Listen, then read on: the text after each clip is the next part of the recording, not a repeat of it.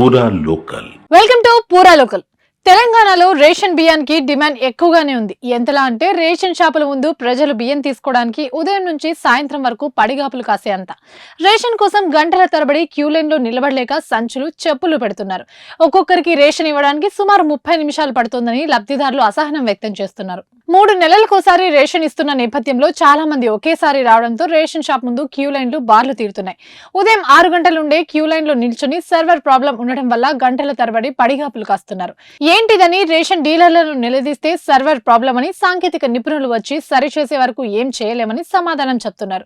కూలీ పనులు, ఉద్యోగాలు మానుకుని లైన్ లో నిల్చుంటున్నామని ప్రజలు అసహనం వ్యక్తం చేస్తున్నారు. 3 నెలలకోసారి రేషన్ ఇస్తున్నారు, ముందుగానే సాంకేతిక లోపాలని సరిచేసుకోవడం తెలీదా అంటూ ప్రజలు ప్రశ్నిస్తున్నారు.